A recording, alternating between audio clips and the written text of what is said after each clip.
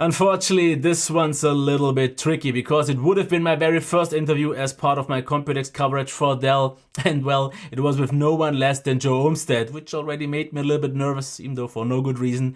But if you know anything about Alienware or specifically gaming laptops, you definitely know who he is.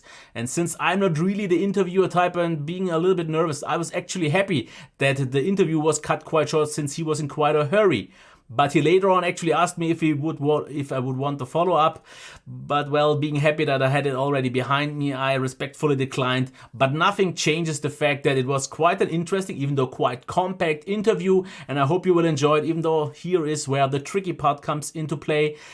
After about 2.5 minutes, my footage got corrupted by my iPad.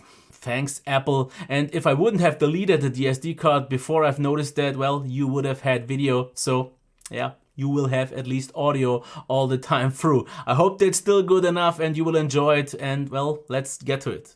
What I would like to know if you could maybe introduce yourself to the audience first. Sure, my name is Joe Olmsted. I'm the director of Alienware mobile products and ecosystem at Dell. So you're mostly mobile? All mobile and anything else that's not a system. Okay, so that's actually already my first issue that I had my question. How's the ratio compared to desktop to laptops? We do sell more notebooks, but our desktop business is healthy as ever. Yeah, because that's what you're usually known for most. Yep. Okay. What I'd like to also know how the demand is for AMD CPUs in the future, or if you already have some.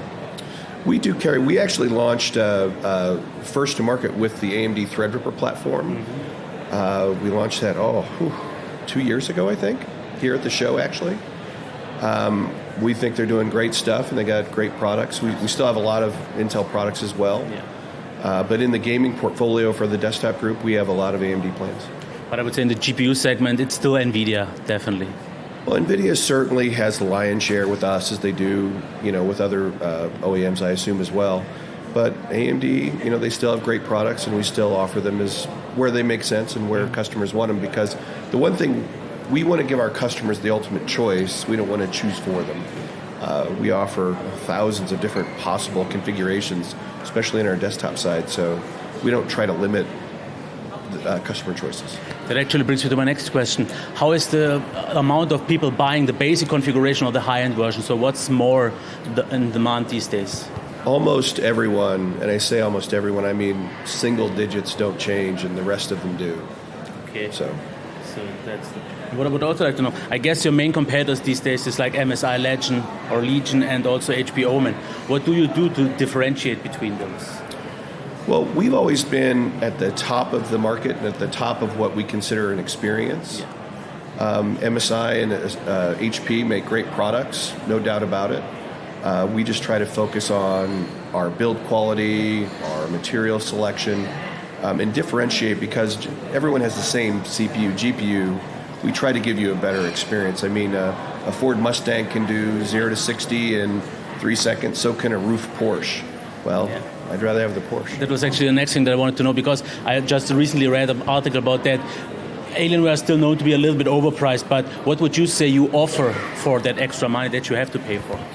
Well, one of the things that we do focus on outside of just the special hardware, our system has a worldwide warranty, so you can take it to any Alienware service center worldwide and get it serviced.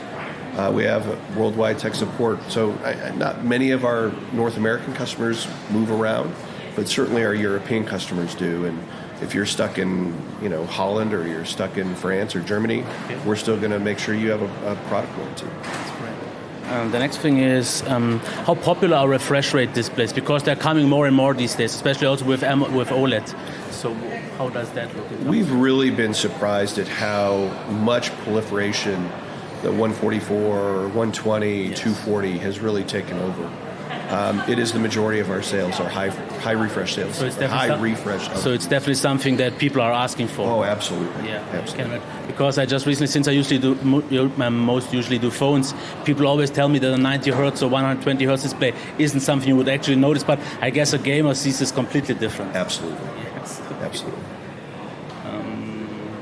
Yeah, since we also talked about that, since you said everyone uses the same tech, like for example the CPUs and GPUs.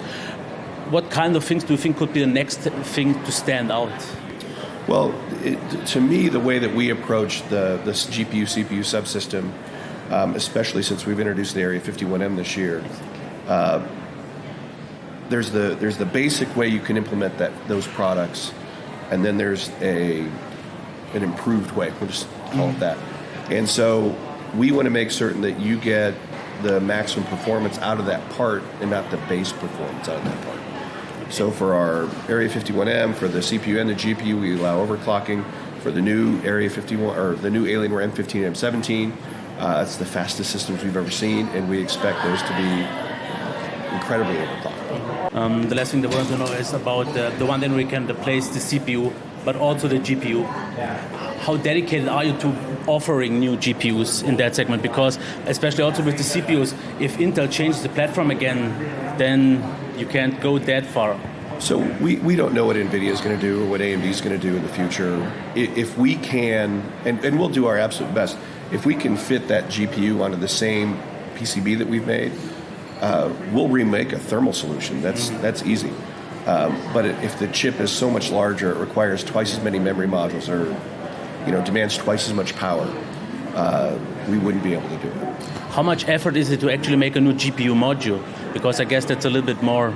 Well, it takes a few months. Yeah. But again, it all comes down to power delivery and thermals.